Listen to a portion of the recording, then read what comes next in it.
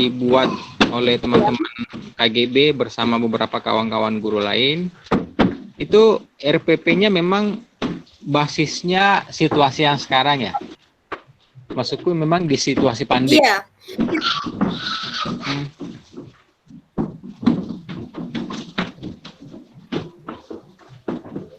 Ya, halo? Halo? Ya. Ya, artinya memang apa yang dibuat oleh teman-teman itu memang didasarkan pada situasi real yang dihadapi oleh teman-teman sekarang. Karena situasi pandemi, maka RPP-nya juga mesti menghargai asas dan realitas pandeminya dong, misalnya kayak gitu. Iya, untuk waktu ini RPP Merdeka Belajar lebih fokus ke pembelajaran daring atau pembelajaran jarak jauh. Nah, dan pembelajaran jarak jauh jadi kita lebih fokus ke yang kita hadapi saat ini. Jadi memang kalau memang teman-teman ada yang guru kunjung ya, RPP-nya tentang guru kunjung gitu. Jadi situasinya lebih ke situasi saat ini dan diunggah ke portalnya Kemdikbud. Jadi teman-teman juga bisa berbagi setelah melakukan diskusi pendampingan dengan pendamping selama 1 minggu. Full itu Pak, kadang malah pendamping saya Bu Eni juga ada jadi pendamping dari Makassar. Itu luar biasa sekali. Jadi ketika mendampingi itu ternyata ada waktu-waktu yang waktu sahur itu memberi feedback ke teman-teman. Jadi ada umpan balik, bahkan ada revisi beberapa kali juga sampai teman-teman ini paham gitu. Sampai guru ini nanti mengupload ke portal berbaginya Kemdikbud gitu. Jadi selain kita mendapatkan ilmu, kita juga harus berbagi ke teman-teman lainnya. Oke. Yang satu lagi Bu Dev, yang terakhir nih. Apa yang teman-teman maksud, bisa dijelaskan ulang nggak sih, diberikan penjelasan tambahan kembali tentang program ketahanan guru itu maksudnya gimana? Nah, itu nanti akan ada, kita berupaya untuk membantu teman-teman guru, jadi dengan cara berdonasi. Nah, donasinya seperti apa, nanti akan ada ditunggu aja ya. Jadi ke depan akan ada soft launching-nya tentang SKGS. Nanti untuk bantu guru-guru di daerah gitu. Oke, baik. Terima kasih Bu Dev dari teman-teman dari pengurus komunitas guru belajar Nusantara, dan mudah-mudahan apa yang disampaikan oleh Bu Devi itu bisa membangkitkan gairah teman-teman di daerah untuk kembali bergerak di sesama guru. Terima kasih sekali lagi Bu Devi, terima kasih banyak. Nah, baik teman-teman sekalian, saya pikir sudah ada beberapa teman-teman yang sudah sholat asar juga, dan mohon kepada panitia untuk segera mengajak narasumber utama kita untuk masuk. Ada informasi katanya Pak Kadis belum bisa dihubungi, nggak apa-apa, yang penting narasumber yang kedua juga bisa untuk segera dimasukkan ke room. Kita akan memulai percakapan tentang situasi-situasi sekarang yang kita hadapi, dikaitkan dengan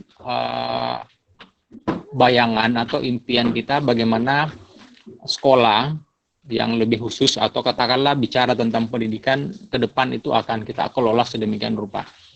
Apakah memang benar bahwa ketika pandemi akan berlangsung, katakanlah kalau kita baca beberapa tautan, beberapa informasi bahwa situasi pandemi akan berlangsung masih 6 bulan ke depan, maka yang jadi pertanyaan adalah apakah kita ini teman-teman itu benar-benar juga sudah mempersiapkan diri untuk berhadapan dengan situasi pandemi itu. Ketika misalnya di beberapa tempat, di beberapa daerah kemudian disibukkan dengan membuat pembelajaran jarak jauh misalnya, sementara di beberapa tempat lain PJJ itu hanya dianggap sebagai kegiatan sampingan, sebagai kegiatan tambahan. Padahal situasi pandemi itu masih akan berlangsung lama. Nah, apakah PJJ ini masih akan kita anggap sebagai sebuah kegiatan sampingan gitu, sebagai sebuah kegiatan tambahan bagi anak-anak kita, tidak diseriusi benar-benar sebagai bahwa itu memang kegiatan pengganti kegiatan hari-hari di sekolah gitu teman-teman. Saya pikir ini, dan pada sore hari ini ada Mas Bukik Setiawan dari kampus Guru Cikal gitu, yang akan menemani kita mendiskusikan tentang situasi-situasi new normal. Bagaimana kira-kira percakapan-percakapan di beberapa daerah lain terkait dengan situasi yang new normal. Karena banyak juga teman-teman yang berharap bahwa ketika pandemi teman-teman ini kemudian berakhir, kemudian kita akan kembali ke sekolah dengan situasi yang seperti semula gitu. Itu logika yang nggak mungkin. Perubahan itu dia nggak pernah mundur ke belakang, tapi dia sesuatu yang melaju terus, selalu bergerak ke depan. Ya, logika sederhana biasa teman-teman biasa sampaikan bahwa tidak ada air yang mengalir di sungai yang sama, kira-kira begitu. Bahwa air sungai di belakang rumah kita itu tidak pernah dengan situasi yang sama, dan kira-kira ini juga yang akan mengajak kita merefleksi bahwa suasana sekolah sebelum dan setelah pandemi nggak mungkin sama. Sungai itu nggak mungkin sama, teman-teman. Dia pasti akan berubah, isinya pasti akan berubah, kemudian seluruh gejala-gejala atau fenomena yang terjadi di sungai itu atau yang terjadi di sekolah itu juga pasti akan berbeda. Nah, ini mungkin teman-teman yang akan sebagai pengantar kita mendiskusikan tentang situasi yang new normal ini. Bagaimana target-target pembelajaran di situasi new normal, apakah harus sama atau itu terlalu jauh mungkin, atau kira-kira sekolah dengan new normal itu kayak apa gitu. Sekolah di situasi yang baru itu kira-kira modelnya kayak apa. Ada percakapan yang menarik, ada yang bilang, wah jangan-jangan sekolah mungkin hanya setengah hari misalnya.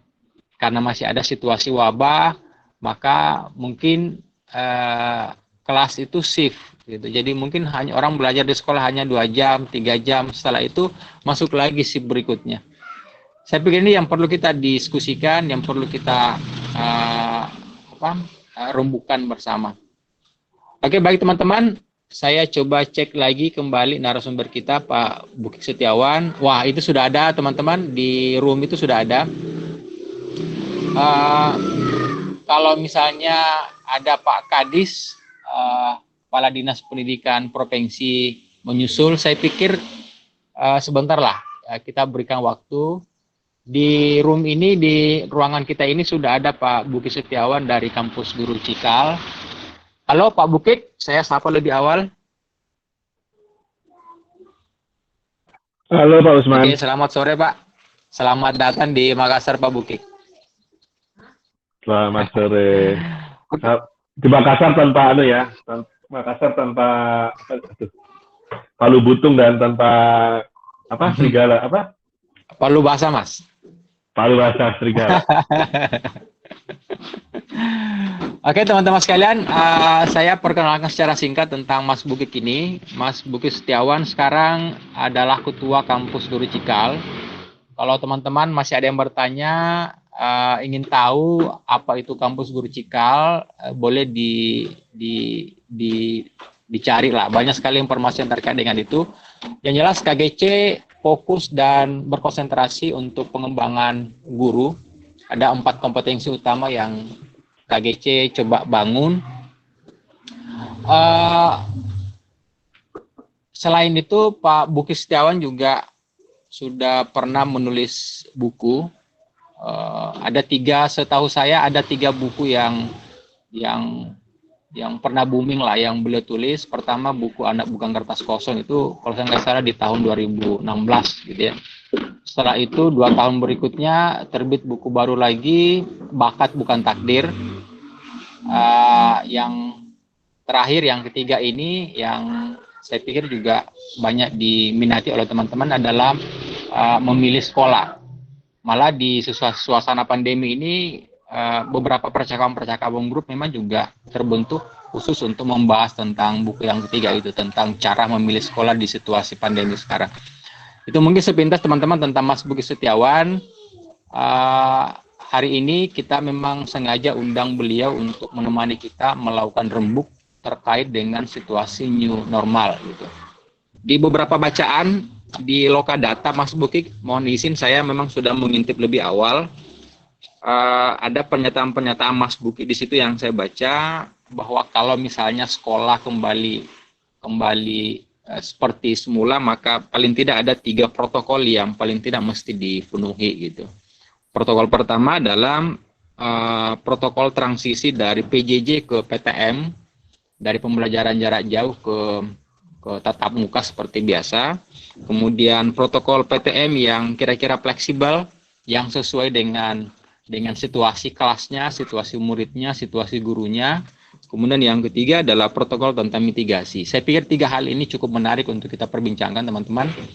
Paling tidak memberikan arah dan gambaran kepada kita, kalau kita sekolah nanti, kira harus apa yang harus kita lakukan. Oke, baik teman-teman sekalian, saya pikir seperti itu, dan saya persilahkan kepada Mas Bukik Setiawan untuk menyampaikan materinya. Silahkan Mas Bukik. Oke, terima kasih Pak Usman. Ini enaknya pakai slide atau enggak? Nggak usah ya? Nggak usah deh. Jadi gini aturannya. Kalau nanti ada pertanyaan atau ada suara saya kurang jelas atau ada tanggapan, silakan langsung ditulis di chat aja ya. Nanti kita bisa saya komentari kalau terkait, kalau relevan. Yang pertama, sebagaimana kita tahu, kita sudah merasakan bagaimana dampak pandemi COVID-19 ini. Bareng-bareng kita sudah lihat, sudah merasakan, dan sudah jungkir balik, baik sebagai sesama pengajar maupun sebagai aktivis guru yang membantu guru yang lain untuk melakukan pembelajaran. Cuman meskipun kita mengalami kenyataan yang sama, tapi persepsi kita tentang kenyataan itu seringkali berbeda-beda. Ya. Ada yang menganggap bahwa ini hal yang sementara, ini ada hal yang kecil, ini hal yang biasa, nanti kan akan kembali lagi ke kondisi semula. Seperti itu. Sehingga, tapi ada juga yang menganggap bahwa ini adalah suatu hal yang luar biasa, suatu kejadian gawat darurat yang itu harus ditanggapi dengan luar biasa juga. Sayangnya yang kita lihat memang kenyataan yang hanya ada di sekitar kita sehari-hari. Dan saya cek ke beberapa teman, cek ke saudara-saudara, memang situasi di berbagai daerah beda-beda. Situasi adik saya tadi malam di Pamekasan berbeda jauh dengan di Jakarta. Di Pamekasan tidak berlaku PSBB, sehingga suasana kotanya juga berbeda. Tetapi ada sejumlah data yang perlu ingin saya sampaikan, yang ingin menunjukkan bahwa kita menghadapi sebuah realitas yang mungkin tidak pernah terbayang oleh kita sebelumnya. Jadi saya coba menyajikan data ini untuk membangun kesamaan persepsi tentang apa sih kenyataan yang kita hadapi gitu ya. Karena kalau kita masih punya persepsi berbeda terhadap kenyataan yang kita hadapi, bisa jadi sikap dan tindakan kita akan jauh berbeda. Kita akan bicarakan hal yang berbeda gitu. Ini saya tampilkan satu slide saja. Ini bisa diakses di WeForum itu, jadi World Economic Forum.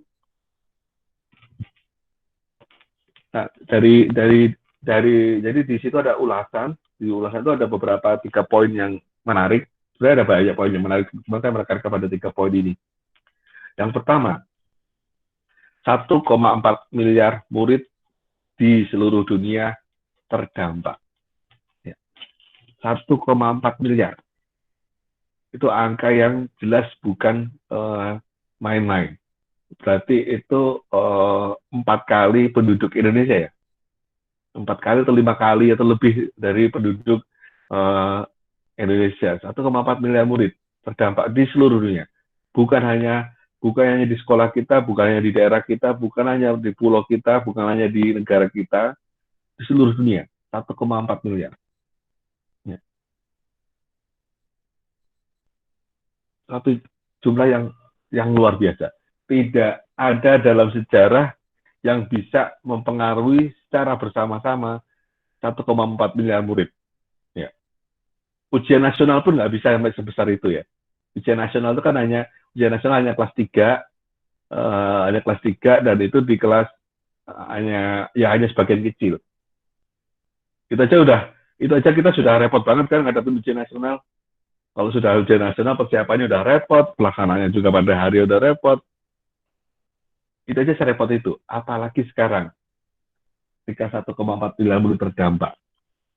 Dan yang faktor kedua, pendidikan berubah dramatis. Ditandai kebangkitan pembelajaran daring. Sekarang semua akses ke yang namanya online itu langsung melejit. Yang biasanya sudah ramai, tambah ramai lagi. Biasanya yang sepi, kayak Google Meet, udah tiba-tiba jadi ramai. Sesuatu yang nggak pernah dipakai, akhirnya dipakai. Moodle itu jarang banget. Di kampus-kampus Moodle.org itu jarang sekali dipakai. Tiba-tiba langsung dipakai. Bahkan yang lebih anunya, startup online learning itu juga sekarang lagi naik daun. Di beberapa negara-negara yang mungkin apa ya, Sri Lanka, misalnya kayak gitu ya. Apa sih yang mau dilihat Sri Lanka? Itu bahkan transaksi atau investasi terhadap startup online learning itu pun terjadi ketika semua industri justru berhenti bertransaksi. Tapi berbeda dari itu, investasinya pun jalan, naik. Dan itu di seluruh dunia. Yang ketiga, riset menunjukkan pembelajaran daring meningkatkan penguasaan informasi dalam waktu yang lebih singkat.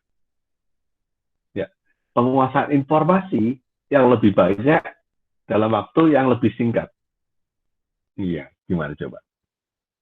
Jadi kalau hanya penguasaan konten, penguasaan pengetahuan, penguasaan isi buku, itu langsung terbukti bahwa jarak jauh online itu jauh lebih efektif dibandingkan pembelajaran tatap muka atau pembelajaran offline. Kalau penguasaan informasi ya, ini perlu dicermati. Jadi sebelum defensif dulu, kita harus mencermati dulu. Kata kunci yang dipakai adalah penguasaan informasi. Penguasaan informasi itu macam apa? Penguasaan informasi itu kalau kita dulu waktu di SD, itu semacam ini. Menteri Penerangan, Harmoko. Menteri Pertahanan. Nah, itu penguasaan informasi. Itu ya.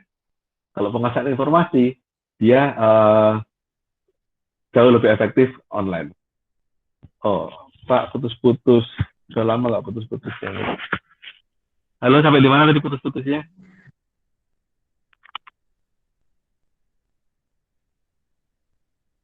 Halo?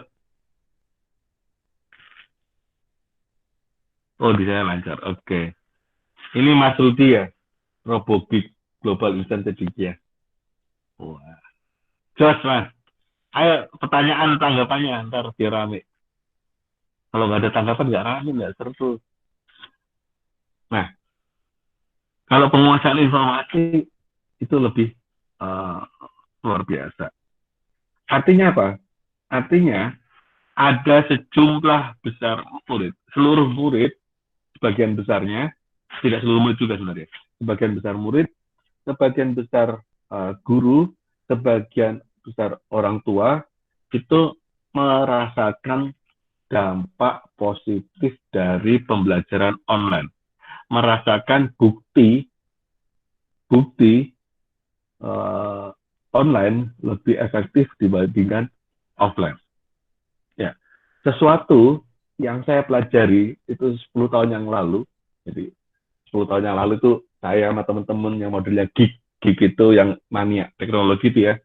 Itu menjadikan ini sebagai obrolan. Hari ini, tepatnya hari Minggu malam kemarin, ibu rumah tangga komentar apa yang kami obrolkan. Apa komentarnya? Pak, ternyata saya sama anak saya itu cocok dengan pembelajaran online. Karena kalau pakai YouTube itu, kalau kita nggak ngerti, bisa diputar ulang, bisa dipercepetin. Itu sesuatu yang saya sampaikan 10 tahun yang lalu ketika promosi di sebelah aplikasi online.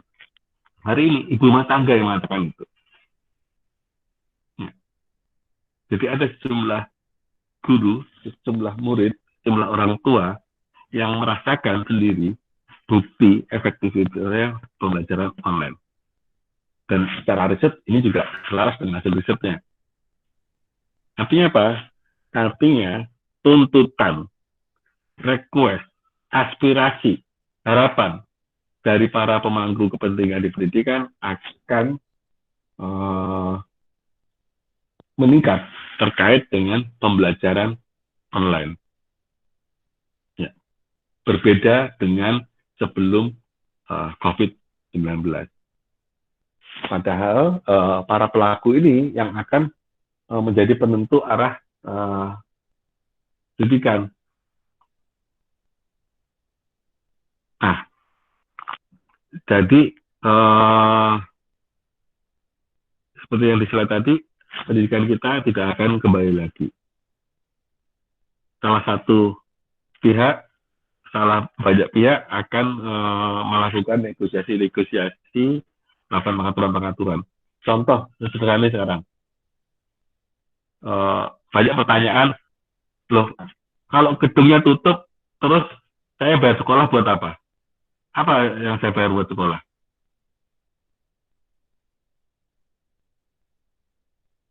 Ya kan? Protes-protes semacam itu sudah muncul dari orang tua. Dari murid-murid nanti juga akan protes-protes. Kenapa nggak di rumah aja kalau yang ini? Bahwa betul murid-murid kangen ke sekolah untuk ketemu, berinteraksi, betul. Tapi nanti kalau mereka sudah masuk ke proses penguasaan informasi, proses guru menyampaikan pelajaran kepada murid tersebut pasti juga akan akan membandingkan dengan pengalaman dia ketika PJJ. Lah, kalau ceramah kayak gini sih, mending YouTube daripada nonton gurunya. Ya kan? Pasti akan ada muncul-muncul seperti itu. Di orang tuanya juga kayak gitu. Nah, artinya akan ada keseimbangan baru ketika kita akan kembali membuka sekolah. Bahan baru macam apa? Kita jawab pertanyaannya dulu. Mas Buki, kan rencana pemerintah mau buka sekolah 15 Juni. Itu di Makassar ya? Atau Sulawesi Selatan? Kalau protokol kesehatannya belum siap, bagaimana?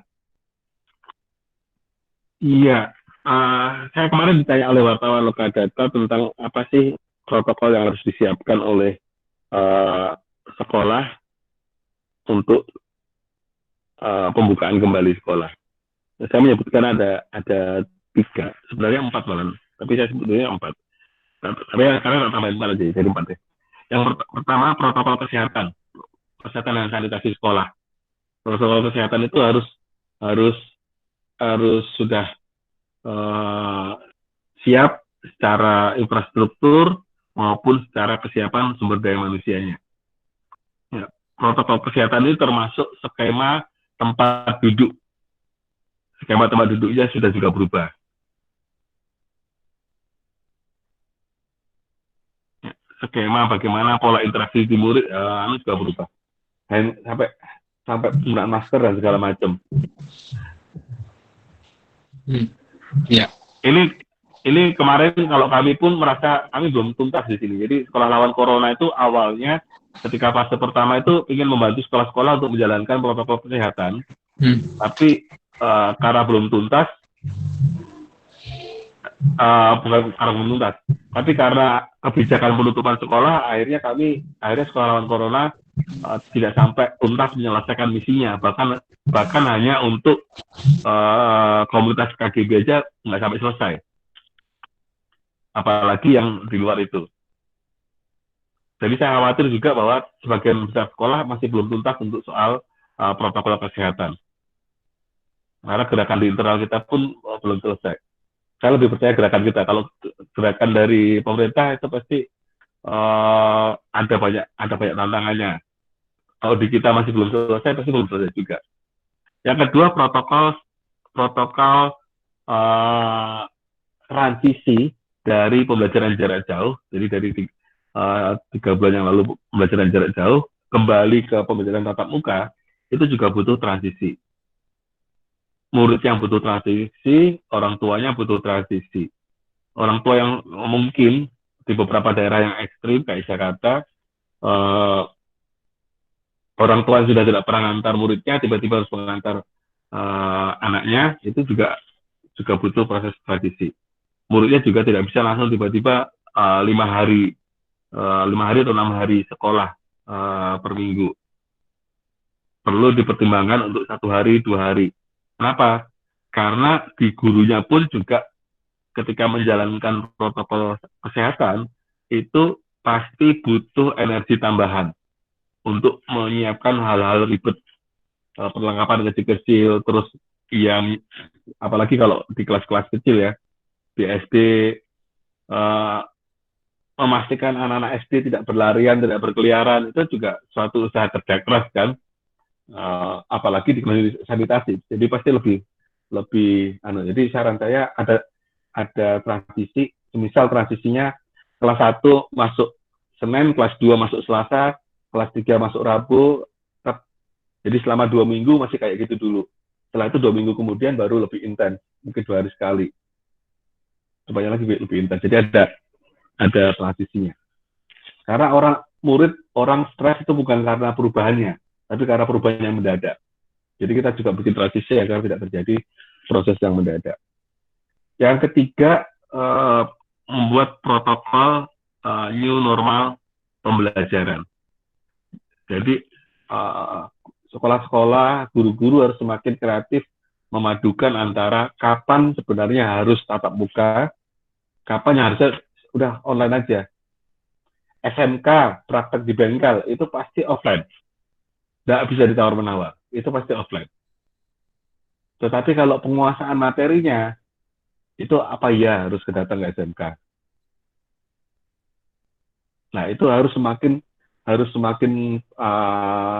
kreatif untuk memadukan mana yang tatap muka, mana yang benar-benar harus tatap muka.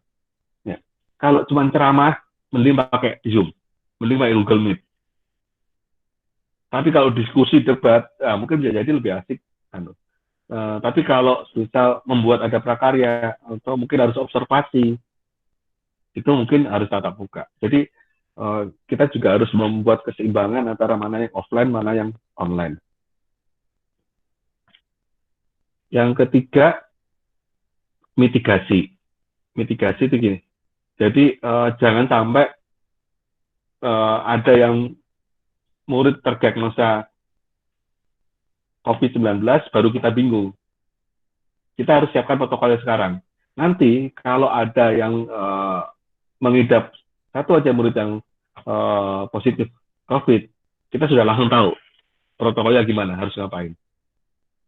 Dan itu sudah harus sosialisasi juga ke guru dan ke orang tua. Jadi sekali ada tanda bahaya, orang sudah tahu ada kemana. Jadi masuk dengan aman, kalaupun ada kejadian, tetap aman. Di tengah-tengahnya, proses belajar juga tetap efektif. Pada akhirnya nanti sekolah akan berfungsi sebagai operator. Nah, apa itu maksudnya operator? Kalau operator dianggap sebagai mengoperasikan proses belajar, nggak tahu, mungkin nunggu aja tanggapannya. Apa pada akhirnya sekolah akan berfungsi menjadi operator? Saya balik ya, apa itu operator ya? Ini saya masih share ya?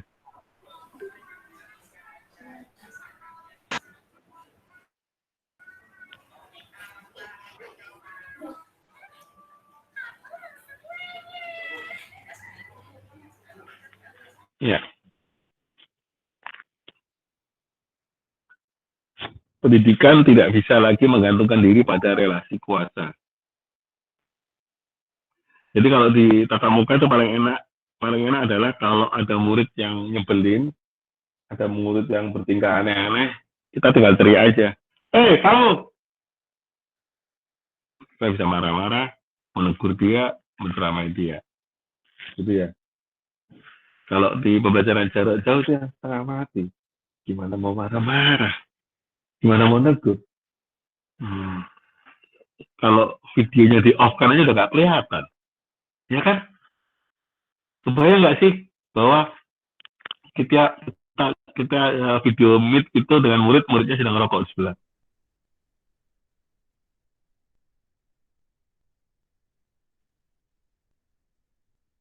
Nah, kan bisa videonya di on. Iya, videonya bisa. Kan beberapa orang kayak gitu. Enggak, beberapa ibu-ibu sih, ibu-ibu guru. Uh, Atasnya sih pakai baju resmi, bawahnya daster gitu kan ya. Ya kan, artinya semakin pembelajaran jarak jauh itu membuat kita nggak bisa sepenuhnya mengontrol bagaimana lawan bicara kita. Ya yang paling bisa dikontrol ya paling cuma segini aja.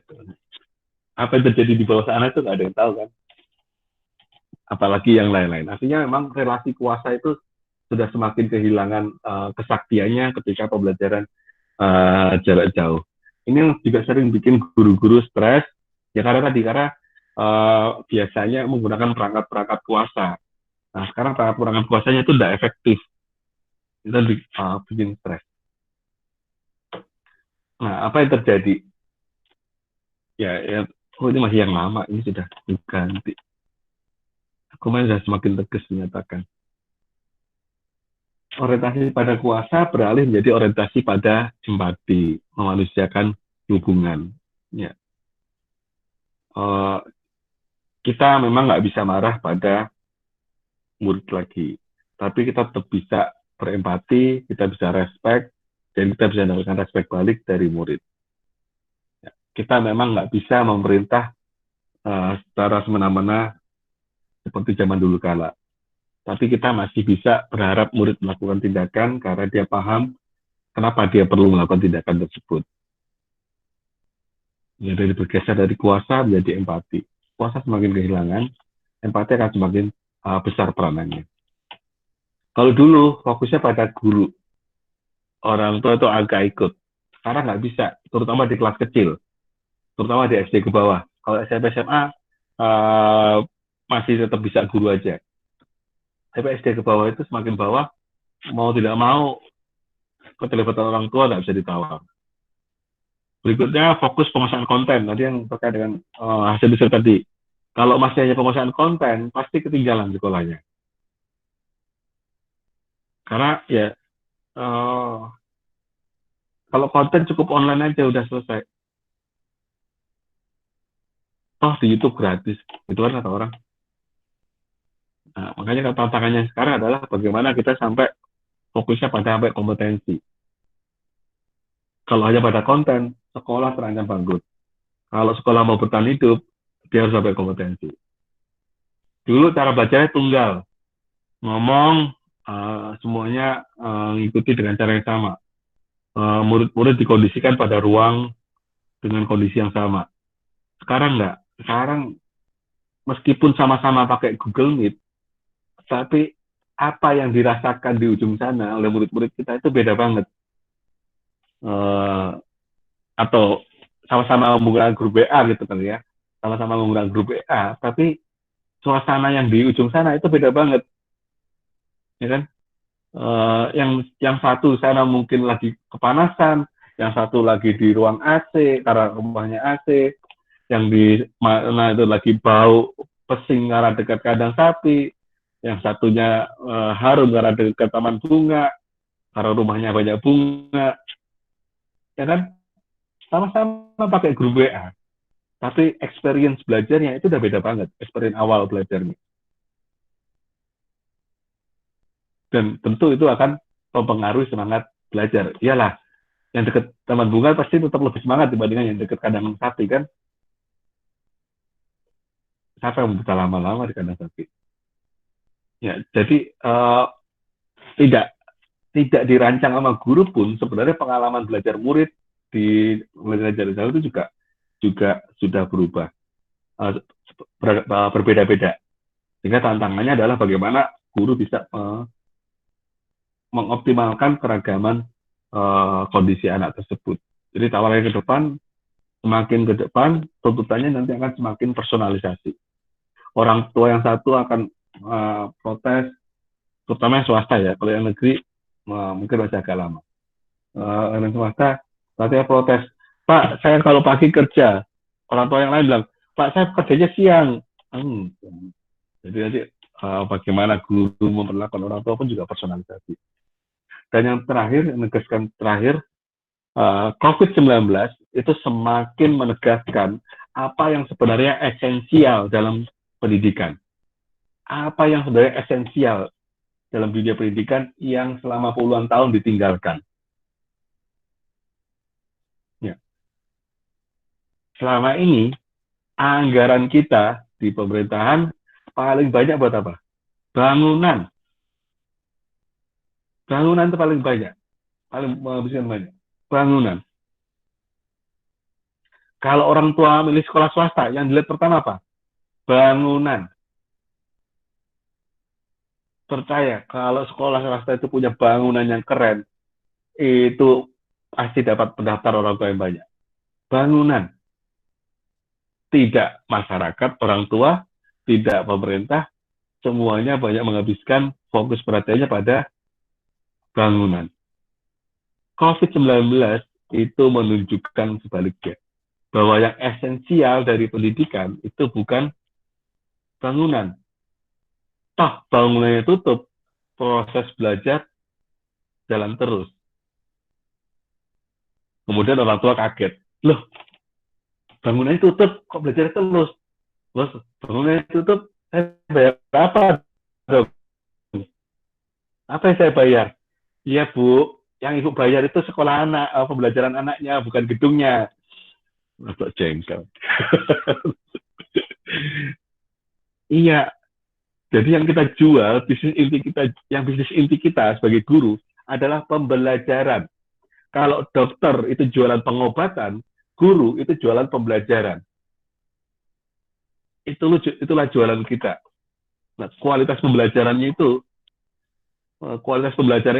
yang jadi taruhan kita keberlangsungan profesi kita. Bukan soal di mana kita ngajar. Sebonafit apa sekolah kita, apakah itu negeri atau swasta lebih bonafit? Enggak. COVID-19 itu langsung melantakan. Mau sekolah favorit, mau bonafit, mau sekolah yang gedungnya aman, sentosa dilindungi 24 jam sama satpam, maupun sekolah yang sudah seperti yang mau roboh, yang genteng-gentengnya yang sengnya bocor, semuanya sama, tutup, bangunannya tutup. COVID-19 menunjukkan bahwa pendidikan itu kata kunci adalah jejaring, networking. Selama meskipun terpisah, selama masih bisa terkoneksi, selama bisa berjaring, proses belajarnya akan terjadi. Ya, dan jejaring itu tidak hanya antara guru dan murid. Saya justru menduga ada sebagian kecil murid yang belajar lebih banyak ketika zaman COVID-19 ini dari sumber-sumber di luar gurunya dibandingkan dari gurunya. Karena tadi, kata kuncinya jejaring. Selama bisa terkoneksi dengan sumber-sumber pengetahuan, selama terkoneksi dengan pemandu-pemandu proses belajar, maka belajar terjadi. Ini setidaknya transisinya yang perlu dipikirkan oleh para manajemen sekolah, bagaimana menawarkan pengalaman baru pada murid, yang menggunakan strategi baru teknologis, strategi baru pedagogik atau pembelajaran, yang tentunya juga berkaitan dengan skema baru sarana-prasarana di sekolah. Pengalaman baru guru, terkait dengan bagaimana manajemennya, bagaimana leadership-nya. Ya, karena sama di zaman COVID-19, kita juga nggak bisa memimpin guru dengan cara-cara yang lama. Termasuk terakhir ini adalah skema baru anggaran. Anggarannya pun juga butuh penyesuaian. Kemarin aja sudah ada sejumlah penyesuaiannya dari kebijakan edarannya Menteri soal penggunaan dana BOS. Itu pun sudah ada penyesuaian-penyesuaian. Apalagi kalau kita ngomong ke depan akan banyak sekali penyesuaian skema baru anggaran. Udah nggak bisa copy paste tahun kemarin lagi. Oke, Begitu aja dari saya, Pak Usman. Saya kembalikan. Oh, ada pertanyaan-pertanyaan lagi gitu ya. Saya dulu aja ke Pak Usman. Oke, baik. Terima kasih Mas Mukik. Slide-nya itu juga mungkin mudah-mudahan dibaca semua oleh teman-teman. Ada beberapa poin-poin penting itu, khususnya perubahan-perubahan apa saja yang terjadi. Dari orientasi kuasa, kemudian pada peran guru, kemudian pada kompetensi yang relevan, personalisasi belajar, dan yang terakhir adalah ternyata di new normal itu basisnya pada jejaring, tidak fokus lagi bukan hanya sebagai sebuah bangunan. Sekolah itu berubah dari bangunan ke jejaring. Ini mungkin teman-teman, kalau ada pertanyaan sekali lagi boleh langsung dituliskan saja di catatan di situ. Sama misalnya pertanyaan dari Pak Amran ini, Mas juga bisa dijawab. Beliau menyampaikan pandemi ini malah mempertegas tentang merdeka belajar. Saya membayangkan sekolah-sekolah nanti akan punya pilihan kelas, kira-kira begitu, kelas reguler, kelas online, atau kombinasi keduanya. Ya. Silahkan mungkin dijawab langsung. Oke, satu dulu. Ya, Pak Amran ya, menarik ini Pak Amran. Silakan kalau punya gagasan-gagasan tentang kombinasi-kombinasinya ya. Saya juga setuju. Saya menggunakan istilah namanya flexi school, sekolah yang fleksibel. Jadi agak beda ya, bukan blended. Jadi bukan sekedar kombinasi antara online atau offline. Jadi kalau blended itu kan kombinasi offline sama online, artinya ke sana. Saya lebih suka menggunakan istilah fleksibel, flexi school atau fleksibel. Kenapa? Karena memang masa depan ya ini kita masih belum pasti. Kita menghadapi situasi yang penuh ketidakpastian. Ketika ada ketidakpastian, maka tidak ada rumus apapun kecuali fleksibel adaptif. Kalau saya menggunakan kata blended, saya khawatir spiritnya agak beda. Jadi saya lebih suka menggunakan istilah fleksibel tadi. Jadi bagaimana kita fleksibel, memilih cara yang fleksibel, tapi sekaligus tetap siap untuk berubah lagi. Ya kan? Karena COVID-19 tidak ada jaminan COVID-19 itu tidak menjadi satu malapetaka di daerah kita kalau vaksin sama obatnya belum ketemu. Yang kita bisa lakukan cuma mengurangi resiko. Itu kan, mengurangi resiko. Jadi bagaimana kita bisa mencari, memadukan metode yang itu bisa mengurangi resiko penularan COVID-19. Kata-katanya jadi. Nah, sehingga yang perlu dipikirkan kapan kita perlu tatap muka, kapan murid-murid perlu tatap muka, kapan tidak. Jadi itu harus dihitung benar. Benar-benar bahwa dampaknya memang kalau tatap muka itu akan meningkat apanya gitu dibandingkan kalau online.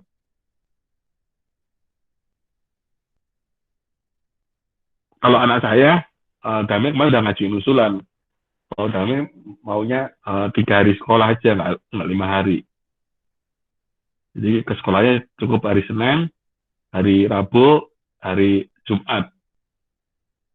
Selasa, Kamis, Sabtu di rumah. Gitu, di rumah tetap bisa konsultasi. Selasa atau bisa konsultasi sama gurunya. Jadi Selasa dia bisa request ke gurunya untuk konsultasi tentang tugas dan segala macam, itu tetap bisa. Tapi kalau yang masuk hadir secara fisik itu cuman Senin, Rabu, Jumat. Lumayan kan? Dengan kapasitas gedung yang sama bisa menampung murid lebih banyak kan? Ya. Berarti sekarang ini Mas sudah memberi peluang kepada murid untuk menentukan sendiri kira-kira apa jenis kegiatan belajarnya selama 1 minggu itu ya? Wah, saya mau sekolah hanya 2 hari nih, atau misalnya saya hanya 3 hari. Selebihnya itu saya mau lakukan ini. Belum. Oke. Menuju ke sana ini. Ke sana. Yang jelas. Tapi kalau ada teman-teman, tapi saya tahu di sini teman-teman ada yang kepala sekolah, ada yang manajemen sekolah, dan sangat mungkin untuk menggunakan kewenangannya itu untuk mewujudkan flexi school. Karena secara resiko flexi school itu jauh lebih aman. Memang tidak sama sekali aman, enggak ya, tapi itu mengurangi tingkat interaksi dengan tetap memuaskan untuk ketemu kebutuhan sosial, untuk ketemu ini tetap mungkin dilakukan. Oh, sekarang Oke, kan baik, Mas. satu keluar. Ini dari Pak Sapri, Mas. Kalau misalnya selama pandemi dan setelahnya mungkin PJJ itu mengambil porsi lebih banyak, lalu bagaimana dengan model pendidikan karakter yang menurut Pak Sapri ini akan hilang yang sering dilakukan di dalam kelas? Ya, satu, yang pertama, jadi ketika ngomong flexi school bukan berarti tidak ada tatap muka, gitu kan? Jadi tetap ada tatap muka. Yang kedua, soal pendidikan karakter, justru jadi lebih kontekstual karena perilaku yang terbentuk itu ada dalam konteks yang kehidupan nyata di murid di rumahnya. Jadi langsung bisa transfer antara bagaimana perilaku di situasi di sekolah, transfer ke perilaku situasi di rumah. Dan lagi pula yang online itu bukan berarti tidak membangun pendidikan karakter, cuman berbeda caranya. Jadi semisal kalau memberikan contoh baik itu online memang nggak bisa, atau bisa tapi terbatas ya, hanya ada apa yang ada di depan video kita.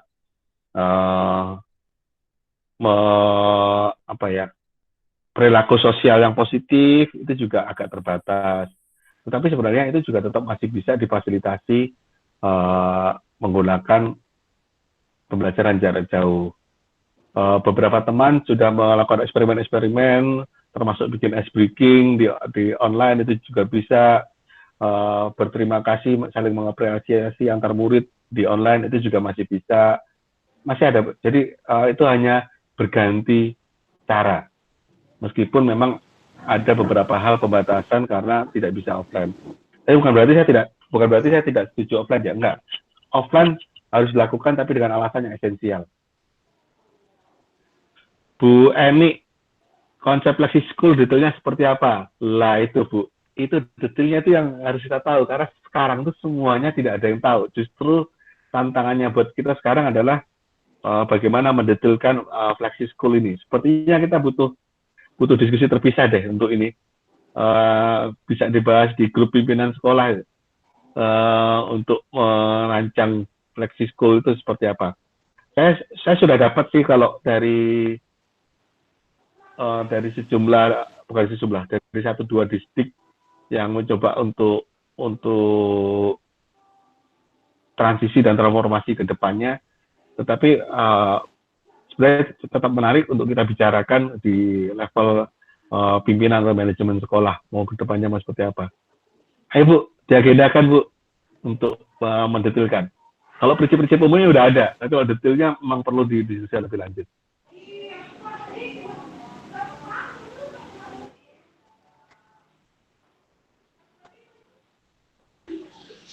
Oke, Mas. Siap. Terus ini ada pertanyaan dari Pak Agus lagi nih.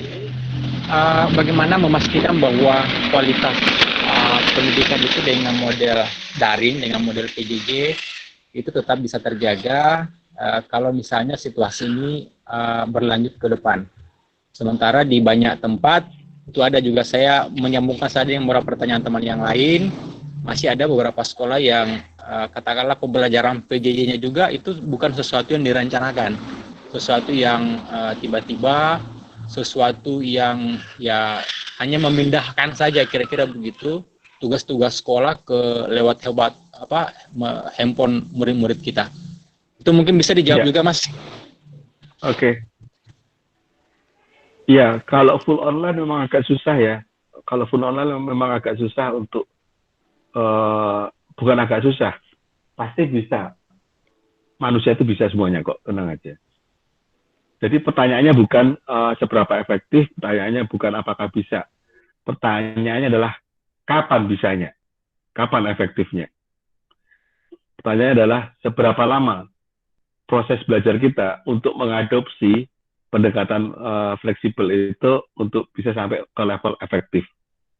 Kita pasti belajar kok. Kita pasti melakukan perbaikan-perbaikan.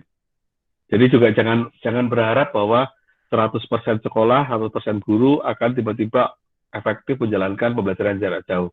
Itu juga nggak masuk akal. Digenjot pakai dana marketing, dana iklan ratusan juta dolar pun, itu nggak bisa 100% konsumen akan membeli sebuah produk. Ya, pasti ada proses tahapannya. Jika tantangannya kita di sini yang saya tantang teman-teman peserta TPD ini adalah bagaimana menjadi 10% visioner yang menjalankan pembelajaran jarak jauh secara efektif dan sekaligus bisa switch ke pembelajaran fleksibel secara efektif juga.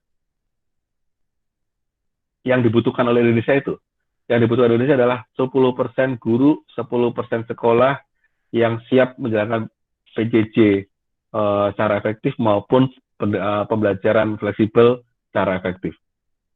Kalau 10% itu dapat, kita akan berubah. Atau kalau mau lebih menantang di 20%. Karena nanti setelah itu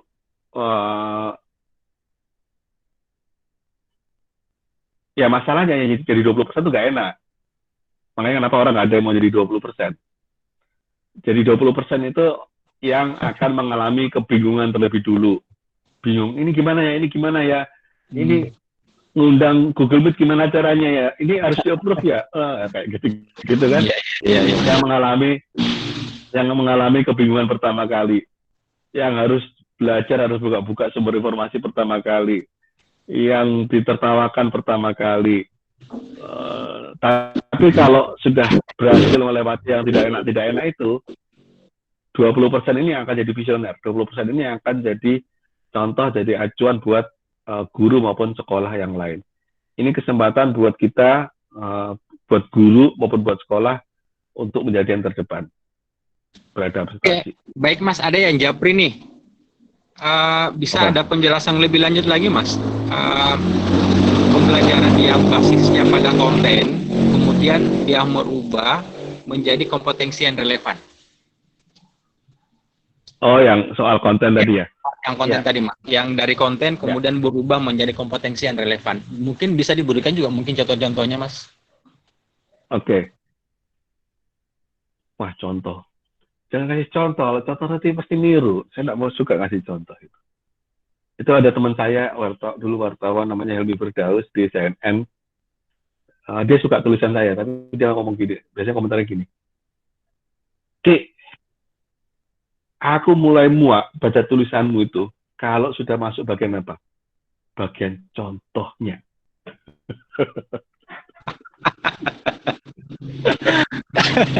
Oke. Ya. Kenapa? Karena aku merasa didikte. Padahal tadi ketika baca pertama, saya punya bayangan yang lain. Terus ketika masuk contoh, loh kok beda? Oke. Jadi gini, jadi lebih ke ilustrasi ya, bukan contoh ya. Jadi pernah nggak dengar komentar seperti ini di media sosial? Kalau begitu aja kan banyak yang gratis di YouTube. Pernah dengar nggak? Alah, kalau kelas kayak gitu kan ada gratisannya di YouTube, ngapain bayar? Gitu kan? Ya. Seringkali orang mempersepsikan pembelajaran itu adalah penyediaan konten. Sama, persepsinya adalah yang namanya kurikulum adalah buku teks. Jadi kalau sudah ngajarin buku teks, berarti setara dengan ngajarin sesuai kurikulum. Gitu kan? Padahal nilainya pembelajaran itu bukan pada konten, bukan pada buku teksnya. Konten di YouTube ada banyak, tetapi berapa banyak orang-orang tergerak belajar menggunakan konten tersebut. Ya. Berapa banyak yang orang paham kebutuhannya, terus ketemu konten yang cocok di YouTube sesuai kebutuhannya. Berapa banyak orang-orang yang mendapatkan pengalaman belajar yang sesuai untuk bisa mencerna suatu konten. Itu yang seringkali nggak dianu. Jadi kalau memang cuma konten, ya kayak tadi di YouTube ada banyak konten yang kita nggak perlu ada. Nah. Jadi kalau contoh, akhirnya ke contoh juga kan.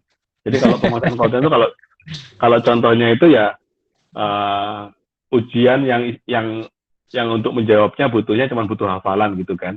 Yeah. Butuh hafalan. Atau kalau pertanyaan anak zaman sekarang, Pak, ini untuk mengerjakan nomor 1 ini pakai rumus yang mana? Nah itu sudah biasanya udah masuknya ke konten itu.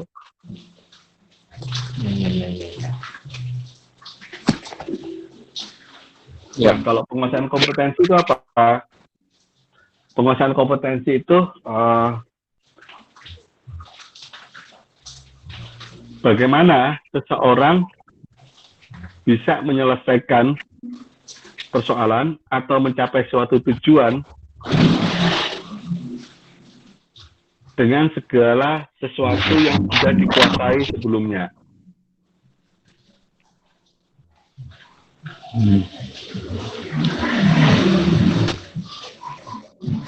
Gini deh, aku kasih contoh gini.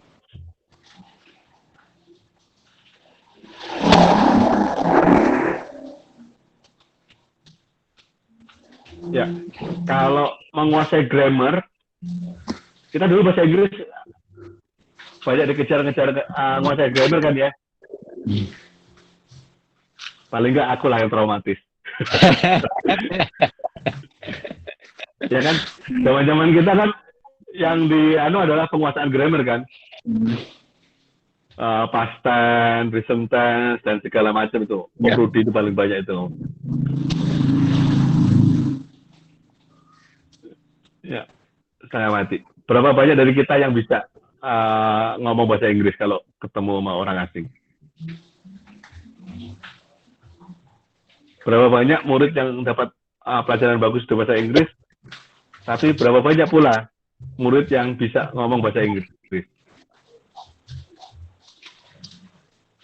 Ya kan? Itu perbedaan antara konten dengan kompetensi. Sebaliknya, ini merananya bapaknya ya. Sebaliknya, anak saya itu nggak pernah belajar grammar. Beneran. Anak saya SMP itu nggak pernah belajar grammar. Nggak pernah les, nggak pernah belajar grammar. Tiba-tiba aja, tanda kutip ya, tiba-tiba aja nulis posting di Instagram, captionnya bahasa Inggris. Nulis blog bahasa Inggris. Terus aku pertanyaanku, ini kapan sih ya anakku belajar grammar? Nggak pernah menguasai konten kok, tapi tiba-tiba bisa kompeten. Ya kan? Nah itu seringkali kita terjebak. Kita di zaman dulu, kita termasuk korbannya, merasa bahwa untuk kompeten, kita harus menguasai konten terlebih dulu.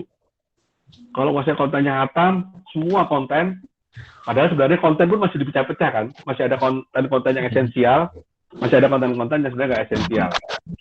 Konten pun sebenarnya masih ada, tapi dulu tuh selalu kalau ditanya, ini penting nggak? Penting. Ini penting nggak? Ini penting. Semuanya seolah-olah konten itu penting. Dan harus dipelajari. Padahal sambil lupa bahwa nanti ujungnya ketika di kehidupan, kita nggak pernah ditanya orang bule, kamu hafal nggak 16 past tense, grammar? Pernah ditanya gitu? Nah, langsung disapa, diajak ngobrol bahasa Inggris. Nah, itu yang kita lupakan. Jadi penguasaan kompetensinya itu yang perlu kita rancang. Jadi gimana belajarnya anak saya bahasa Inggris? YouTube.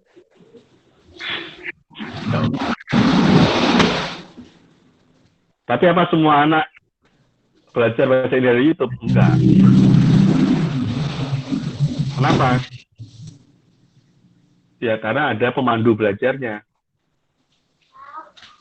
Pemandu belajarnya yang membedakan antara pengalaman belajar yang satu anak dengan pengalaman belajar anak yang lain. Jadi yang saya berharap sebenarnya, Bapak Ibu sekalian, saya itu juga nggak bisa bahasa Inggris. Tapi kita yang nggak bisa bahasa Inggris pun sebenarnya masih bisa ngajari anak-anak kita untuk berbahasa Inggris. Kalau kita tahu ilmu pembelajaran.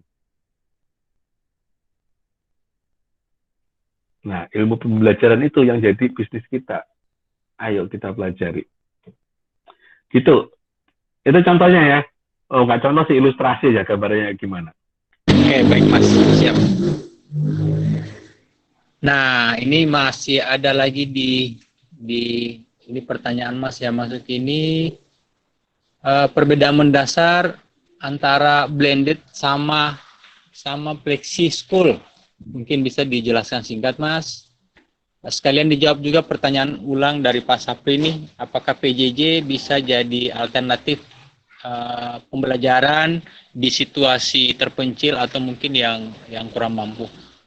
Silahkan Mas. Oke. Siap. Jadi secara teknis tidak ada perbedaan mendasar antara blended sama flexi school. Yang ada cuma secara prinsip.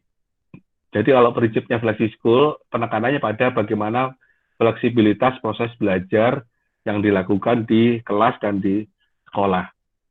Sehingga otonomi, kesepakatan antara guru dan orang tua dan murid itu untuk mengelola proses belajarnya itu lebih memegang peran penting.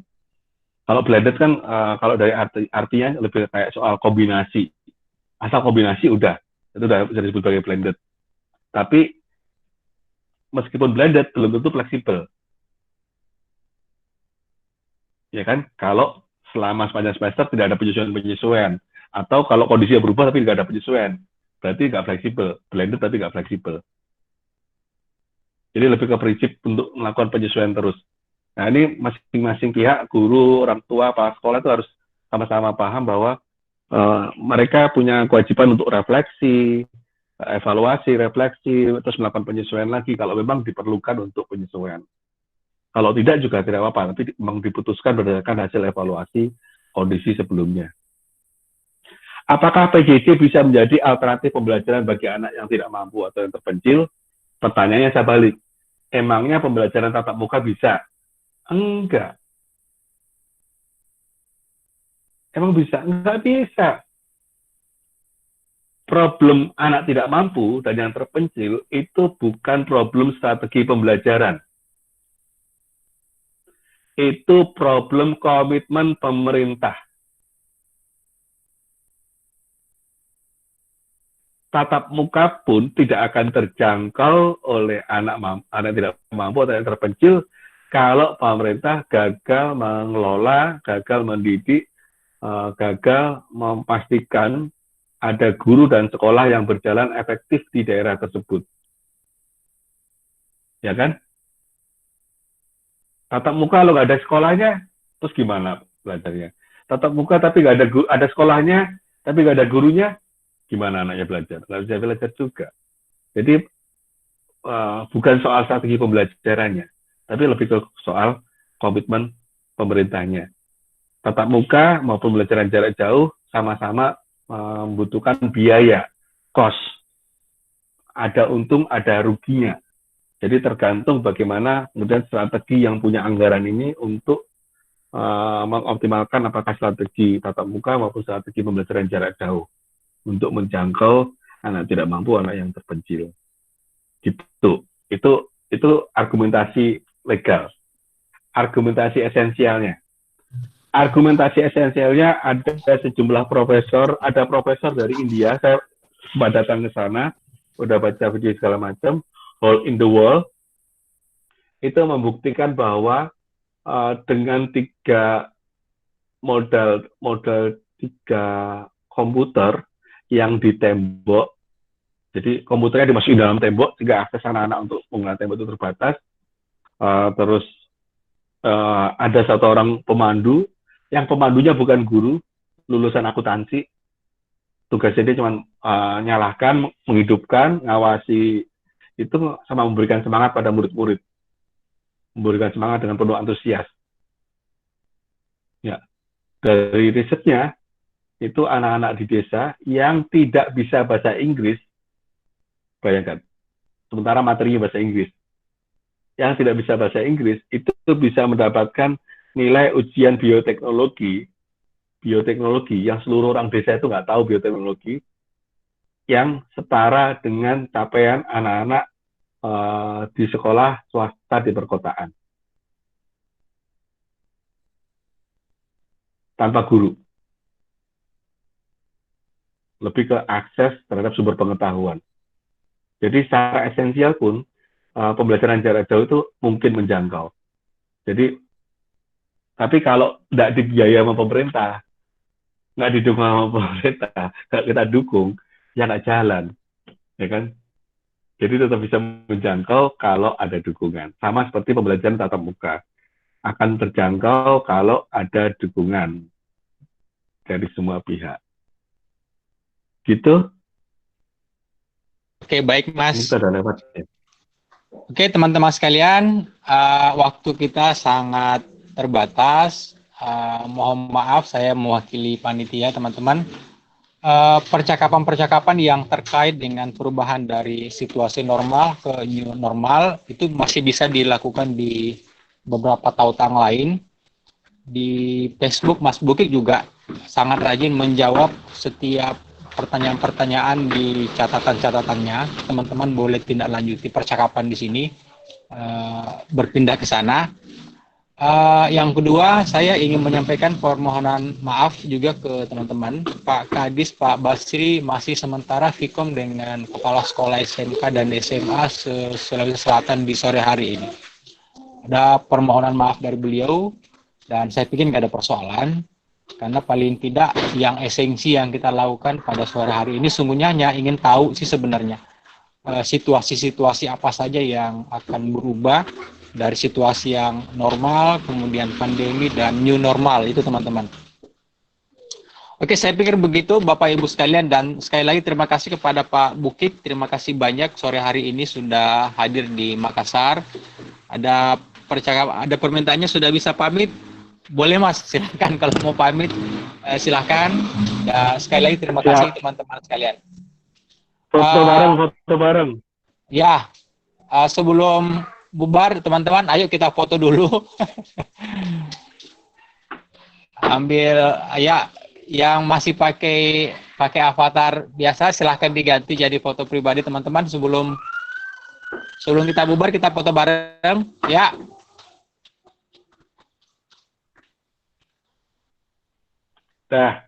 Sudah, oke, baik, terima kasih. Terima kasih teman-teman.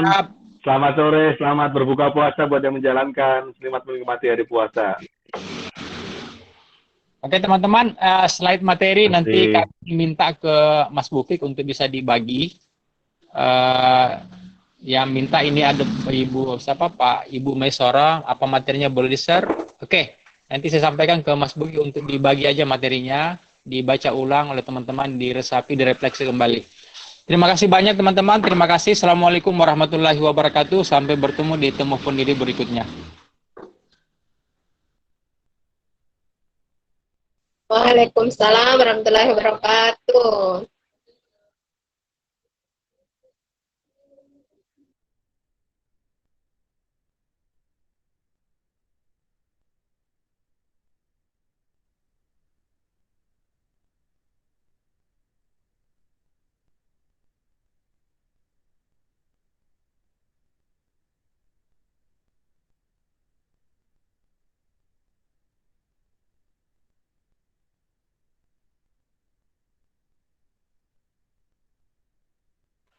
Mbak Lani. Halo Mbak Lani.